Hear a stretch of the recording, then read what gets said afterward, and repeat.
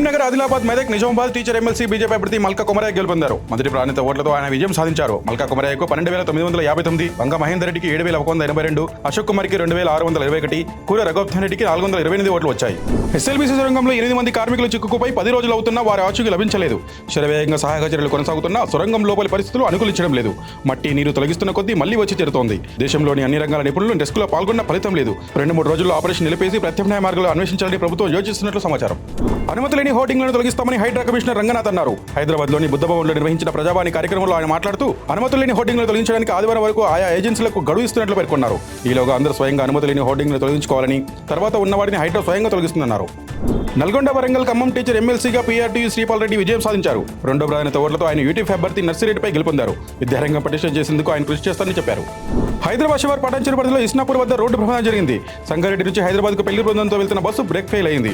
ఒక్కసారిగా అదుపు తప్పి ఇస్నాపూర్ వద్ద కల్వటను ఢీకొట్టింది. బస్సులో ప్రయాణిస్తున్న 5 తీవ్ర గాయాలయ్యాయి. బస్సు డ్రైవర్ చాకచక్యంగా వ్యవహరించడంతో పెను ప్రమాదం తప్పింది. క్షతగాత్రులను స్థానిక ప్రైవేట్ ఆసుపత్రికి తరలించారు. మున్నూరు కాపులకు అన్యాయం జరుగుతున్న వాస్తవం లేదని టీపీసీసీ అధ్యక్షుడు మహేష్ కుమార్ గౌడ్ అన్నారు. గాంధీ భవన్లో ఆయన మాట్లాడుతూ బీసీలకు న్యాయం చేసిన పార్టీ కాంగ్రెస్ అని, రాష్ట్రంలో దళితుడిని సీఎం చేసిన పార్టీ కాంగ్రెస్ అని పేర్కొన్నారు. బీఆర్ఎస్ దుష్ప్రచారాన్ని ప్రజలు నమ్మే పరిస్థితులు లేరని, పింక్ బుక్ ఓపెన్ చేస్తే కవిత స్కామ్ పాములై బయటికి వచ్చి కాటేసే ప్రమాదం ఉందన్నారు. వరంగల్ మామునూరు ఎయిర్పోర్ట్ పరిసర ప్రాంతాల్లో హైటెన్షన్ నెలకొంది. మంత్రి కొండా సురేఖ, ఎమ్మెల్యే రేవూరి ప్రకాష్ భిన్న ప్రకటనలతో ప్రజల్లో ఆందోళన నెలకొంది. భూమికి బదులు భూమి ఇస్తామని మంత్రి, అలా కుదరదని రేవూరి అనడంతో భూ నిర్వసితుల్లో గందరగోళం నెలకొంది. దీంతో వరంగల్ నెక్కొండ హైవేపై నకలపల్లి, గుంటూరుపల్లి, నల్లకుంట, గాడిపల్లి గ్రామస్తులు ఆందోళన దిగారు. ఎకరానికి 5 కోట్లు ఇవ్వాలని, హైవే వేయాలని డిమాండ్ చేశారు. దేశ రక్షణ నిమిత్తం హైదరాబాద్ని దేశానికి రెండో రాజధానిగా ఏర్పాటు చేయాలని డాక్టర్ బిఆర్ అంబేద్కర్ మనవడు ప్రకాష్ యశ్వంత్ అంబేద్కర్ డిమాండ్ చేశారు. సోమవారం సుందర విజ్ఞాన కేంద్రంలో జరిగిన సమావేశంలో ఆయన మాట్లాడుతూ పాకిస్తాన్ సరిహద్దు నుంచి కేవలం 300 కిలోమీటర్ల దూరంలో ఢిల్లీ ఉందని, శత్రు దేశాలు దేశ రాజధానికి దగ్గరగా ఉండడం దేశ రక్షణకు శ్రేయస్కరం కాదన్నారు. అయితే కోదండరాం ఈ ప్రతిపాదనను వ్యతిరేకించారు.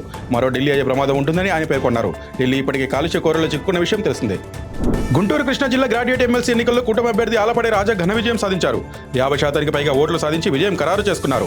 7 రౌండ్లు ముగిసేసరికి పీడీఎఫ్ అభ్యర్థి కేఎస్ లక్ష్మణ్పై రాజా 67,252 ఓట్ల మెజార్టీ సాధించారు. మొత్తం 2,41,873 ఓట్లలో 1,18,070 ఓట్లు రాబట్టారు. చెల్లని ఓట్లు 21,577గా ఉన్నాయి.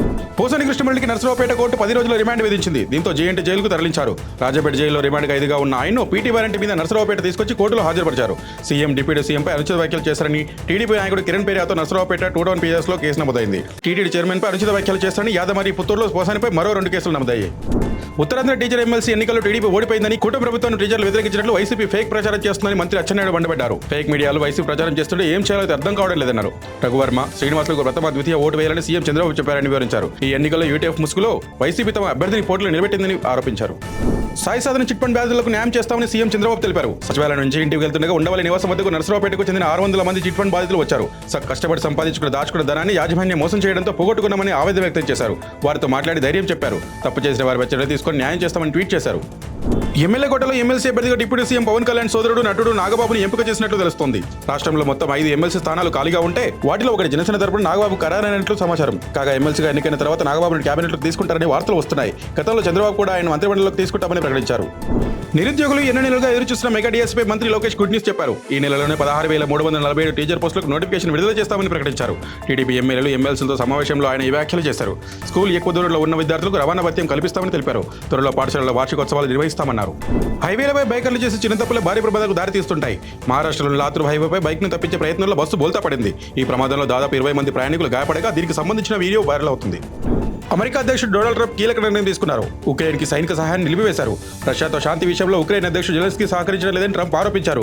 ఆ దేశానికి ఇచ్చే సాయాన్ని ఆయన సమీక్షిస్తున్నారని శ్వేతసౌధం పేర్కొంది. అధ్యక్షుడి దృష్టి అంతా శాంతి స్థాపన మీదే ఉంది. రష్యా ఉక్రెయిన్ సమస్య పరిష్కారం కోసం ఆయన కృషి చేస్తున్నారని తెలిపింది. తెలంగాణ రాష్ట్రంలో కాంగ్రెస్ పార్టీ అధికారులకు వచ్చాక తెలివైన నాయకులను, ప్రజల కోసం పనిచేసిన నాయకులు దూరం చేసుకుంటుందని, రెడ్డి వర్గాన్ని మల్లన్న తిరిగితే కూర్చొని మాట్లాడితే సమస్యలు సద్దుమణిగవని, అది కాకుండా మల్లన్న సస్పెండ్ చేయడం కరెక్ట్ కాదని బాచిపాక మహేందర్ అన్నారు. శంషాబాద్ మండలం గొల్లపల్లి గ్రామ సర్వే నంబర్ 219, 220లోని ప్రభుత్వ భూమిలో వెలిసిన అక్రమ నిర్మాణాలను శంషాబాద్ రెవెన్యూ అధికారులు కూల్చివేశారు. ప్రభుత్వ భూమి ఆక్రమించి కొందరు అక్రమ నిర్మాణాలు చేపడుతున్నారని, తక్షణమే అధికారులు చర్యలు చేపట్టి ప్రభుత్వ భూమిని పరిరక్షించాలని గ్రామస్తులు గతంలో ఫిర్యాదు చేశారు. ఈ మేరకు అధికారులు చర్యలు తీసుకున్నారు. బంగారు ధరలు తగ్గుతూ పెరుగుతూ సామాన్యుతో దోబుచులాడుతున్నాయి. హైదరాబాద్ బులియన్ మార్కెట్లో బంగారు ధరలు మళ్లీ పెరిగాయి. 22 క్యారెట్ల 10 గ్రాముల గోల్డ్ రేట్ 700 రూపాయలు పెరిగి 80,100కు చేరింది.